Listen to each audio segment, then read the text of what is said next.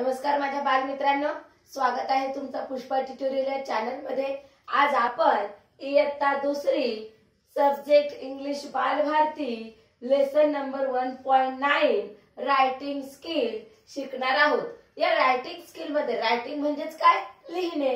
या लिहिण्याच्या स्किल मध्ये आपल्याला काय करायचं आहे, एक पिक्चर दिलेला आहे। पिक्चर म्हणजेच काय, फोटो। एक चित्र दिलेला आहे, तो चित्र आपल्याला बघायचा आहे आणि त्या चित्राचं वर्णन करायचं आहे।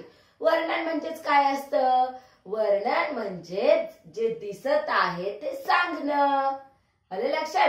आता बघा, आपल्याला काय करायचं आहे, picture composition, PICTURE, picture. Picture म्हणजेच काय, चित्र। कंपोजिशन, कंपोजिशन म्हणजेच काय, त्या चित्राला शब्दात मांडणे। आपल्याला दिलेला चित्र शब्दात व्यक्त करायचं आहे। बघा आता इथे तुमच्या टेक्स्ट बुक मध्ये बघा 1.9 लेसन नंबर रायटिंग स्किल यामध्ये एक असं गार्डनचं चित्र आहे।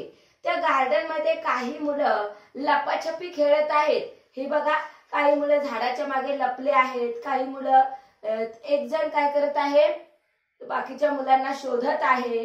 त्याच्यानंतर काही मुलं लंगडी खेळत आहेत, एक मुलगी झोका घेत आहे, पक्षी झाडावर बसलेले आहेत आणि इथे एक मुलगा चित्र काढत बसला आहे, त्याच्यासोबत त्याची मम्मी आहे। म्हणजे हे जे चित्र आहे, जे मला दिसत आहे, ते मी काय करणार आहे, हे छोटे छोटेसे sentence, meaningful sentence. Meaningful sentence म्हणजेच काय, अर्थपूर्ण वाक्य, ज्याचा अर्थ होतो असे वाक्य मी बनवले आहेत। बघा, तुम्हाला देखील बनवता येतात, फक्त तुम्हाला ते इंग्रजीमध्ये लिहिता येत नाही। तर मी ते कसे लिहायचे तुम्हाला आज सांगत आहे। बघा, आपल्याला दिलेला चित्र हा गार्डनचा आहे। मग मी त्याला हेडिंग काय दिली, गार्डन। आता गार्डनची स्पेलिंग काय, हा प्रश्न आपल्याला पडला। लगेच आपल्याकडे पुस्तक असतात, डिक्शनरी असतात, किंवा कुठेही तुम्ही पाहू शकता, मोबाईलवर देखील सर्च मारला की तुम्हाला लगेच त्या गोष्टी मिळतात। Garden, GARDEN, garden. गार्डन म्हणजेच काय, बगीचा। आपल्याला गार्डन खूप आवडतं की नाही। गार्डन मध्ये झोका असतो, परत सीसॉ असतो, स्लाइड असते। तर असाच आपल्याला एक चित्र दिलं आहे, जे मी आता तुम्हाला सांगितलं। त्यामध्ये मी पहिला वाक्य असं लिहू शकते की there is, THERE, there. There म्हणजेच काय, तेथे। तेथे काय आहे, इज म्हणजे आहे। ए बिग गार्डन, बिग म्हणजेच मोठा, BIG बिग, बिग म्हणजेच मोठा, गार्डन म्हणजे तिथे खूप मोठा बगीचा आहे। दुसरं वाक्य मी काय लिहू शकते, मेनी चिल्ड्रेन, चाइल्ड। चाइल्ड म्हणजे लहान मूल, चाइल्डच अनेक वचनी रूप काय होतो, चिल्ड्रेन। ओके, मग काय लिहिलं मी, MANY, मेनी। मेनी म्हणजे खूप सारे। Many children are playing, PLAYING, playing. Playing म्हणजेच काय, खेळणे।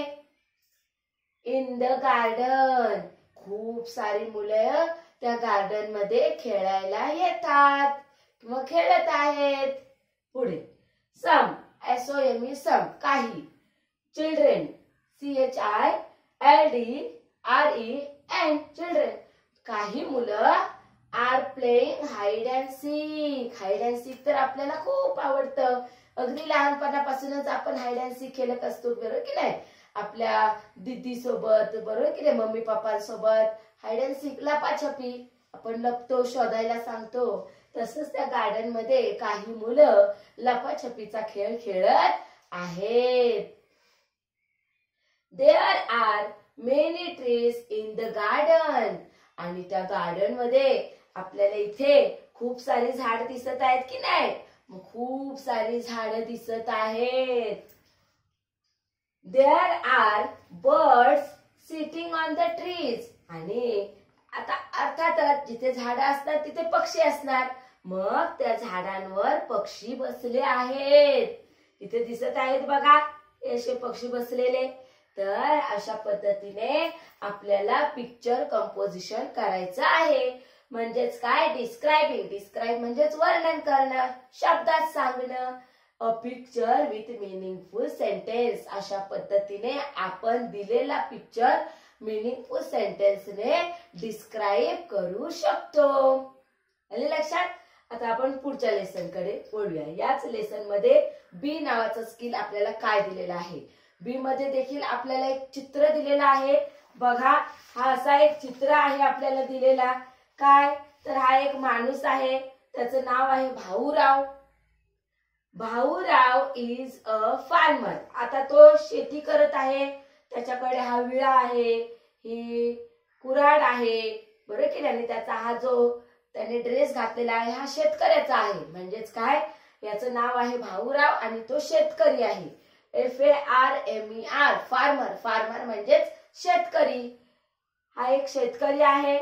तसेच त्याची जी बायको आहे ती काय करत आहे, त्याला, या भाऊरावला शेतातील कामामध्ये मदत करत आहे.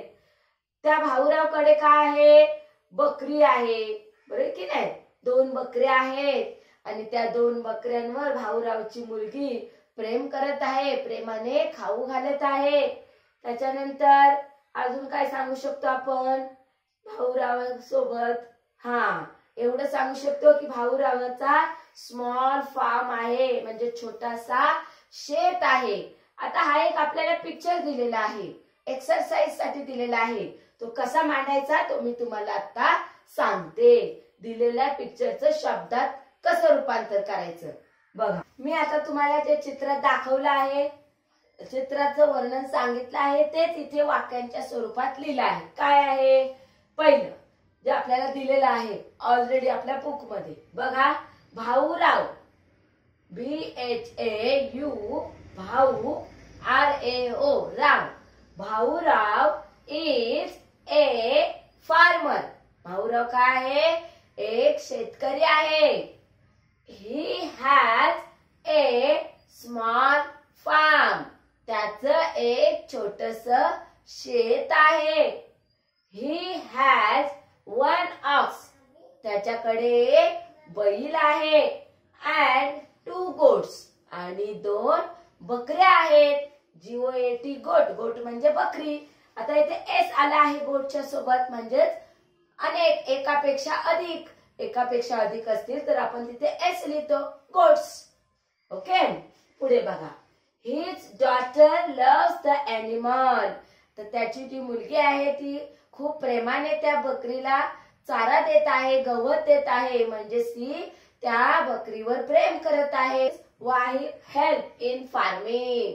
आणि त्या भाऊरावची पत्नी, वाईफ म्हणजे पत्नी, त्या भाऊरावला शेताच्या कामामध्ये काय करते, मदत करते.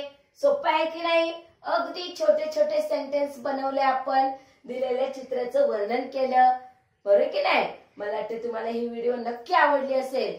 लाईक करायला विसरू नका आणि जर चॅनल सबस्क्राईब केला नसेल तर चॅनल सबस्क्राईब करायला विसरू नका. कारण तुम्हाला सगळ्या व्हिडिओ जर पाहायचे असतील तर चॅनल सबस्क्राईब करावा लागेल. Okay, thank you.